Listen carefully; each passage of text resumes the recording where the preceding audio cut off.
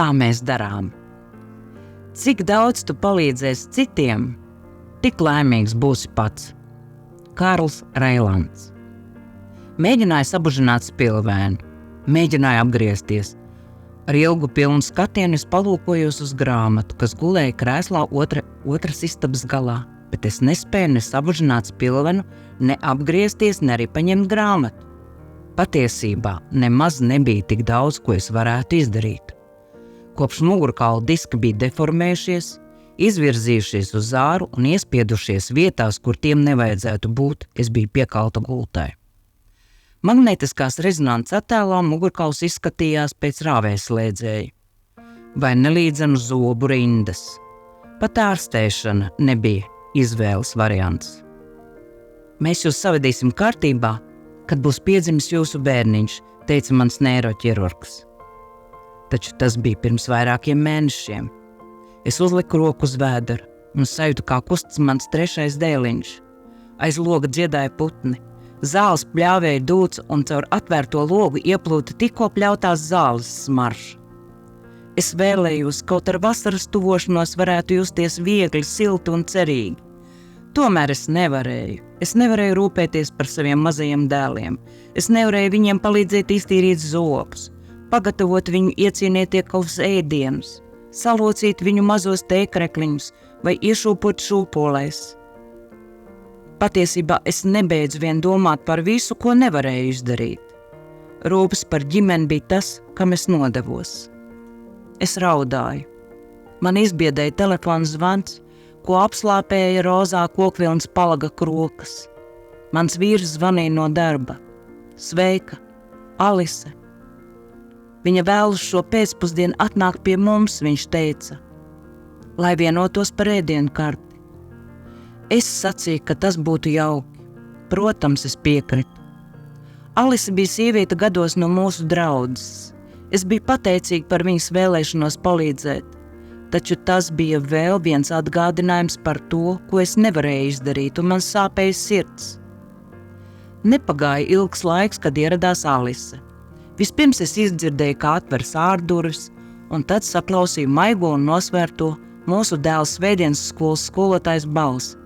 Šonela, tā esmu es, Alise, vai drīkstu ienākt? Lūdzu, es atsaucos, esmu augstāvā, pirmās durvis pa labi. Čīkstošās kāpnes vēstīja par Alises tuvošanos. Kā klājas, viņa pavaicāja. Alise uzmanīgi piemetās uz manas gultas maliņas, un mēs parunājāmies. Papļāpājām par maniem zēniem, par grūtniecību, laika apstākļiem un baznīcu.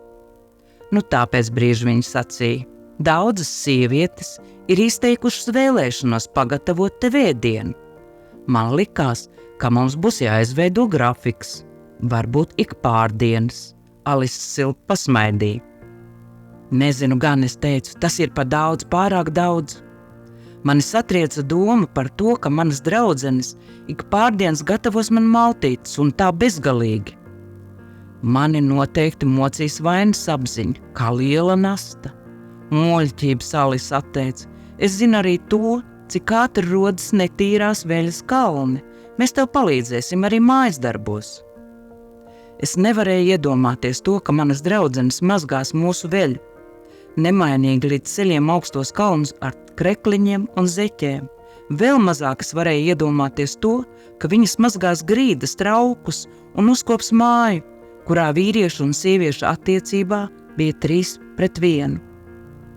Alise, mēs to nevaram pieņemt. Es teicu, Lonijs var mazgāt veļu, puiši var palīdzēt uzkopt māju, mēs tiksim galā. Nu, es zinu, ka Lonijs var tikt galā ar māju, bet viņam arī ir citas lietas, ko darīt, piemēram, rūpes par zēniem, raizes par tevi. Ļaujiet mums palīdzēt tavam vīram un sniegt palīdzību tev. Tas pa daudz, es sacīju, es jūtos nēri. Viss ir labi, mīļā, mēs tikai dalāmies Dieva mīlestībā. Kādu brīdi viņa klusēja, tad viņa saspieda manu roku. Mēs mīlam Dievu, mīlam cits citu, tā mēs darām. Es nezināju, ko teikt, tas patiešām ir tik vienkārši, Alise sacīja, un viņa pamāja ar galvu, lai apstiprinātu mūsu vienošanos. Es vēl joprojām jūtos nērti, taču kļuvu pielaidīgāk. Mēs ar Alisu pārunājām detaļas.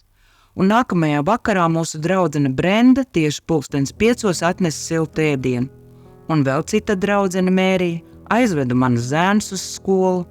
Džaneta uzkopa grīdas un aizgāja ar manu veļas grozu padusē, it kā tā būtu visparastākā lieta pasaulē. Nensī tīrīja vannas istabas, Kāren katru pēcpusdienu piegādāja jogurtu un augļus un palika, lai uzklausītu, uzmundrinātu, paciemotos un lūgtos. Manas dienas vairs nebija tik vientulīgas, jo draudzenes nāca un gāja, un man par lielu pārsteigumu viņas nekad neizskatījās nogurušas vai neapmierinātas, un nevarēja manīt, ka viņas labprāt atrastos pavisam citā vietā. Un tas, ko es ieraudzīju katrā no skaistajām sejām, mani pārsteidza. Prieks. Patiesi, vienkārši nepārprotams prieks. Sākumā es biju samulsusi. Jau vairākus gadus es regulāri lasīju Bībeli un zināju, ka tas kungs ir teicis, ka vispirms mums jāmīl viņš un tikai pēc tam citi cilvēki. Tomēr es vēl nekad nebiju piedzīvojis tik milzīgus rūpēšanās uzplūdus. Pēc pāris mēnešiem, kad mūsu mājas saimniecība vēl joprojām bija pilnīgā kārtībā, pateicoties lieliskajiem, stiprajiem un mīlošajiem palīgiem, es atguvos no traumas, kā pavisam cita jauna sieviete. Man bija cits spēks, mazs dēliņš un izārstēta mugura. Man bija vēl arī dažas citas jaunas lietas, jauni uzskati, mērķi un prieks. Kad man bija nepieciešama palīdzība, tā bija klāta. Pēc izveseļošanās es vēlējos palīdzēt arī citiem. Reizēm tas bija ēdiens, reizēm palīdzība pieskatīt bērnus, reizēm tā bija vienkārša ieklausīšanās kādā no draudzenēm, kura dalījās ar saviem sirds noslēpumiem. Un tad notika kaut kas pavisam jocīgs. Kā tad ar prieku, ko varēja redzēt manu draudzeņu sejās, kad viņas rūpējās par mani?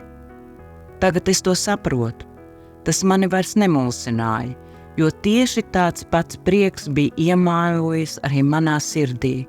Tas auga arvien lielāks un lielāks, kamēr es rūpējos ne tikai par savu ģimeni, bet arī par citām ģimenēm.